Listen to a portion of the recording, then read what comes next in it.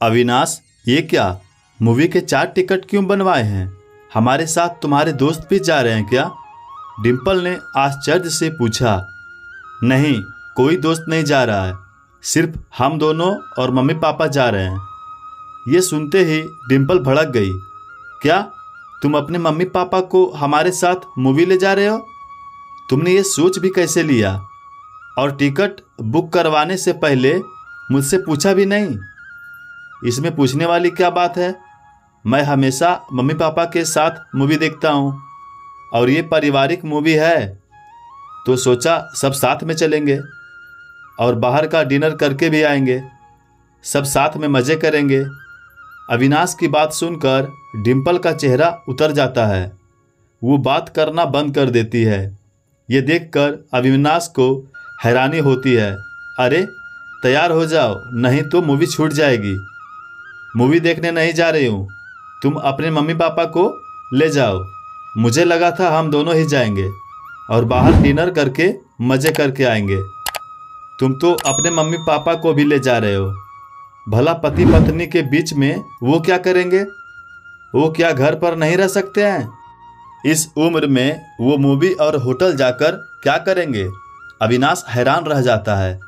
फिर डिम्पल को समझाकर ले जाता है। डिम्पल पूरे रास्ते बात नहीं करती है, तो मनोरमा जी और प्रमोद जी को लग गया था कि बहू उनके साथ आकर खुश नहीं है। अविनाश और डिम्पल की शादी को अभी 1 ही महीना हुआ था। अविनाश अपने मम्मी पापा की इकलौती संतान है, जिसे बड़े लाड़ प्यार से पाला गया था। मनोरमा जी और प्रमोद जी जितना प्यार अविनाश से करते थे, अविनाश भी उतना ही प्यार उनसे करता था। जब अविनाश ने डिम्पल के बारे में बताया तो वो शादी को लेकर तैयार हो गए। डिम्पल अविनाश के ही कॉलेज में पढ़ती थी और अविनाश उसे बहुत पसंद करता था।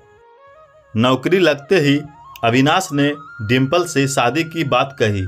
हालांकि मनोरमा जी अपनी एक सहेली की बेटी को अपनी बहू बनाना चाहती थी, पर अविनाश की पसंद को उन्होंने सर्वोपरि रखा था।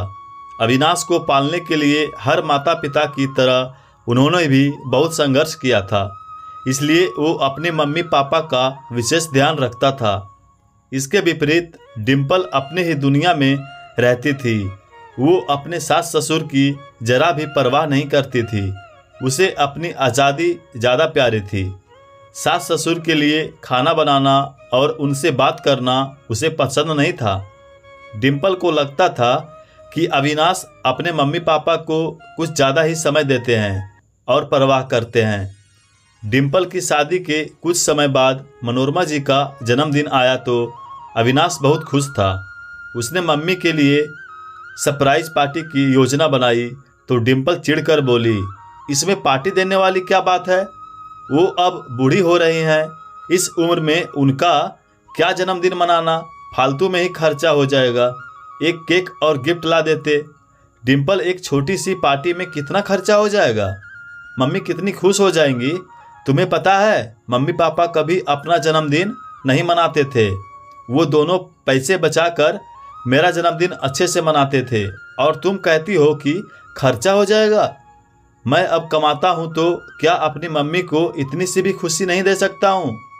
माता पिता बच्चों की हर इच्छा पूरी करते हैं, अपना पेट काट कर अपनी इच्छाएं दबाते हैं, तो क्या हमारा फर्ज नहीं बनता कि जब वो हमारी जिम्मेदारी से मुक्त हो जाएं और हम अच्छा कमाने लग जाएं तो हम उनका हर अधूरा सपना पूरा करें, उनके मन की हर दबी इच्छा को पूरी करें।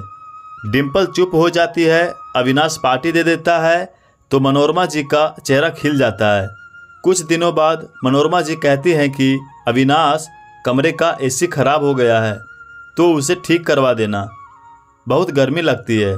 अविनाश ने हामी भरी और ऑफिस चला गया।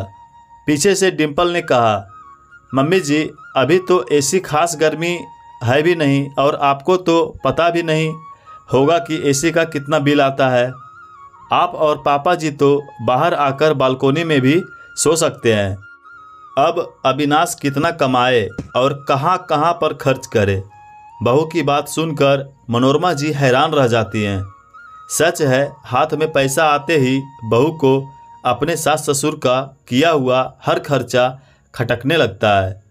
वो हर बात पर ताने दे देती है। मनोरमा जी का स्वभाव शांत था। डिम्पल के कुछ कहने पर भी वो गुस्से में कुछ नहीं कहती थी। हालांकि उन्हें मन ही मन बहुत दुख होता था, पर अविनाश से भी वो इनकी शिकायत नहीं करती थी। 2-3 दिन हो गए। मनोरमा जी और प्रमोद जी बाहर हॉल में आकर ही बैठ जाते थे। एक दिन अविनाश उनके कमरे में चला गया तो देखा कि एसी खराब है। उसने अगले दिन ऑफिस से कॉल करके एक मिस्त्री को घर भेजा, पर डिम्पल ने एसी बनाने वाले को वापस भेज दिया। शाम को अविनाश घर आया तो देखा कि एसी ठीक ही नहीं हुआ है। ये देखकर अविनाश ने सीधे डिम्पल से पूछा, एसी ठीक करने को मैंने आदमी भेजा था, तो तुमने एसी ठीक क्यों नहीं करवाया? इतनी गर्मी में मम्मी पापा कैसे सो पाएंगे? हम तो एसी में सो जाएंगे और वो गर्मी में परेशान होते रहेंगे। डिम्पल, यही एसी अगर अपने कमरे का खराब होता तो तुम 2 घंटे में ही ठीक करवा लेती। आज हम मम्मी पापा के कमरे में सोएंगे और वो हमारे कमरे में सोएंगे। ये सुनते ही डिम्पल सकते में आ गई। तभी अविनाश ने कहा, डिम्पल, यही सुलूक मैं तुम्हारे मम्मी पापा के साथ में करता तो तुम्हें कैसा लगता? डिम्पल ने दूसरे दिन ही एसी ठीक करवा लिया। अविनाश अपने मम्मी पापा की ज़रूरत से ज़्यादा देखभाल करता था। उनके खाने पीने और पहनने तक का बड़ा ध्यान रखता था।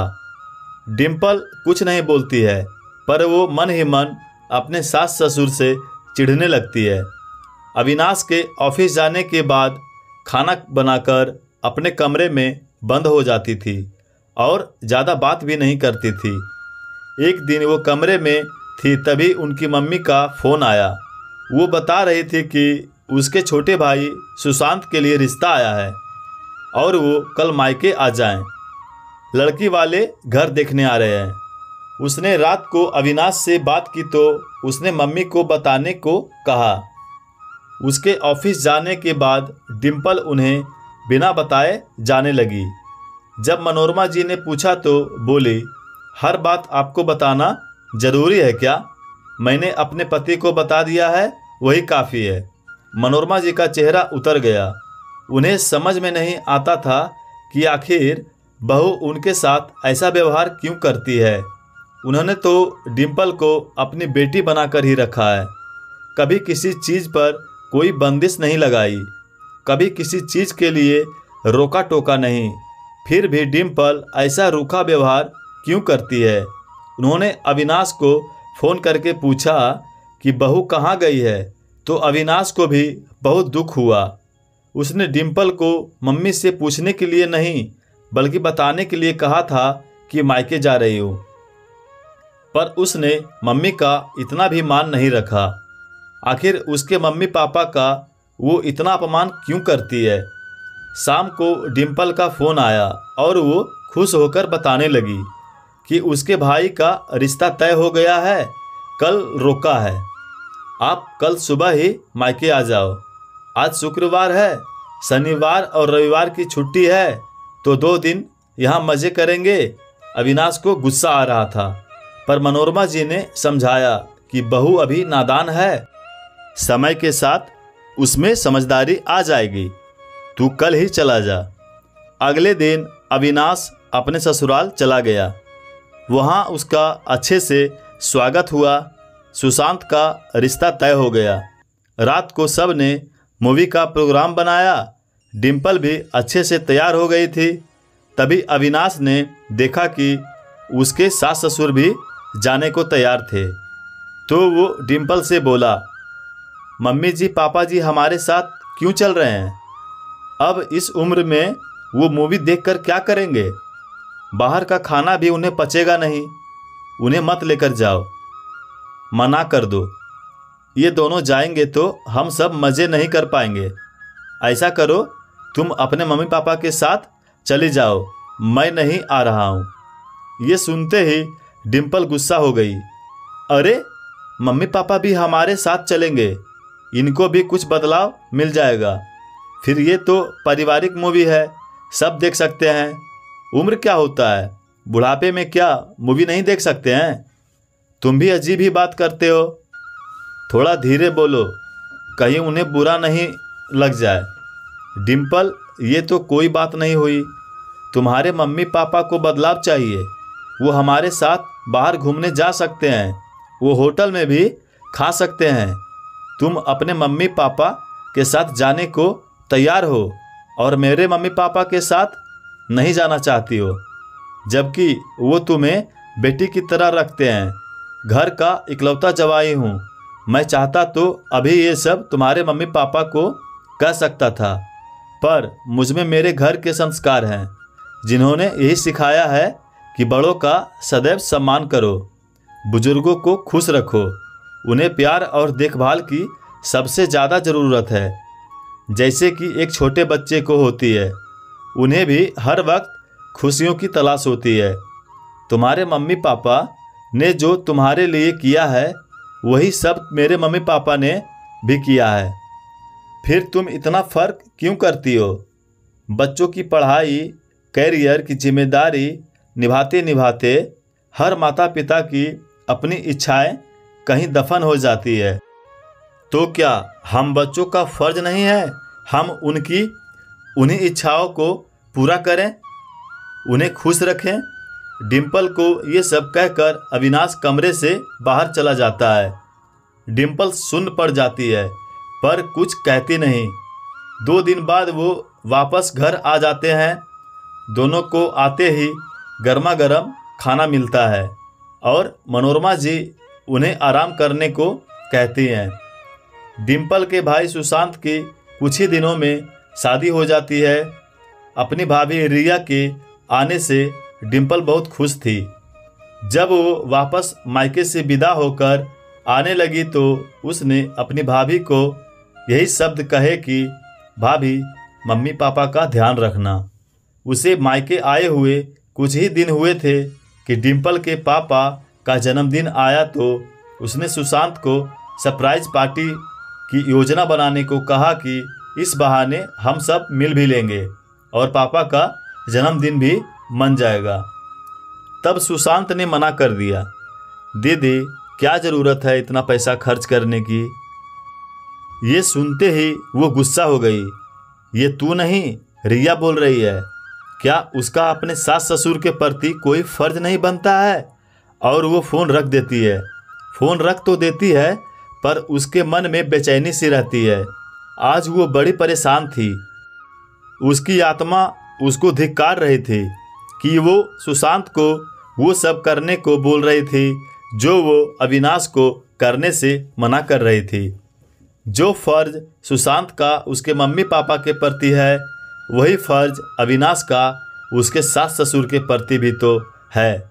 डिम्पल को अपनी गलती और व्यवहार का एहसास होता है। वो मन ही मन पछताती है। आखिर वो अपने सास ससुर से इतना चिढ़ती क्यों है? और लड़कियों की तरह वो भी चाहती थी कि उसका पति सिर्फ उसका ही रहे, पर वो ये भूल गई थी कि उसका पति किसी का बेटा भी तो है। आज उसने जल्दी खाना बना लिया और अपने सास ससुर को बड़े प्रेम से खिलाया और वो बेचैनी से अविनाश के आने का इंतज़ार करने लगी। अविनाश घर आया तो आज घर का माहौल अलग ही था। मनोरमा जी और प्रमोद जी के चेहरे पर खुशी थी। डिम्पल मनोरमा जी के घुटनों पर तेल मालिश कर रही थी। पहली बार उसने देखा कि डिम्पल मम्मी के पास बैठी हुई है। अविनाश को देखते ही डिम्पल मुस्कुरा दी, हाथों से बैग ले लिया। खाना खिलाने के बाद वो अविनाश के साथ ही सास ससुर के पास बैठकर बातें करने लगी। पहले वो इसी बात से चिढ़ती थी कि अविनाश ऑफिस से आकर मम्मी पापा के पास बैठ जाते हैं। डिम्पल तभी बोलती है कि आप सब मुझे माफ़ कर दीजिए, मैंने आप सबका बहुत दिल दुखाया है। मैंने मम्मी जी पापा जी की हमेशा उपेक्षा की है। आखिर ये आपके मम्मी पापा हैं। पता नहीं क्यों हम बेटियां अपने माता पिता की तो बहुत इज्जत करती हैं, उनका बहुत ख्याल रखती हैं और बहुएं बनते ही सास ससुर के प्रति अपना फ़र्ज निभाना भूल जाती हैं। माता पिता तो बस माता पिता ही होते हैं, वो चाहे लड़की के हो या लड़के के, दोनों के लिए वो अपना सब कुछ न्यौछावर कर देते हैं, अपना अच्छे से अच्छा करते हैं। और अगर ढलती उम्र में वो अपने बेटे से कुछ अपेक्षाएं रखते हैं तो बुरा नहीं है। माता पिता अपने को खर्च कर देते हैं, बदले में बेटे उनके लिए पैसे खर्च करे तो बहुओं को बुरा क्यों लगता है। हमारे वेदों में तो भगवान से भी पहले माता पिता का स्थान बताया गया है, मगर हम पाश्चात्य संस्कृति का अनुसरण करके अपनी ही संस्कृति को भूलते जा रहे हैं, अपने माता पिता को भुलाते जा रहे हैं, उनके दिए हुए संस्कारों की उपेक्षा कर रहे हैं। माता पिता तो सभी अच्छे होते हैं, मैं खुद तो चाहती हूँ मेरे मम्मी पापा की मेरी भाभी सेवा करे, पर मैं खुद क्या कर रही हूँ, आपके मम्मी पापा का अपमान कर रही हूँ। मुझे माफ़ कर दीजिए। माता पिता में कोई फ़र्क नहीं होता है। डिम्पल की आंखों में पश्चाताप के आंसू थे। मनोरमा जी तो उसे अपनी बेटी मानती ही थी, उन्होंने उसे गले से लगा लिया। उन्हें लगा जिन खुशियों की तलाश थी वो मिल गई है। पाठ को बच्चों की परवरिश करने में सभी माता पिता धीरे धीरे बुजुर्ग भी होते हैं। इसी समय उन्हें बच्चों की ज़रूरत होती है और बच्चे इसी उम्र में उनसे दूर हो जाते हैं। बहुएं सास ससुर को बोझ समझने लगती हैं। अपने ही घर में माता पिता की उपेक्षा ना करें, उनके आशीर्वाद से ही जीवन फलता फूलता है। आज की कहानी आप सबों को कैसी लगी हमें कमेंट के माध्यम से ज़रूर बताएं और चैनल पर नए हैं तो सब्सक्राइब ज़रूर करें। धन्यवाद।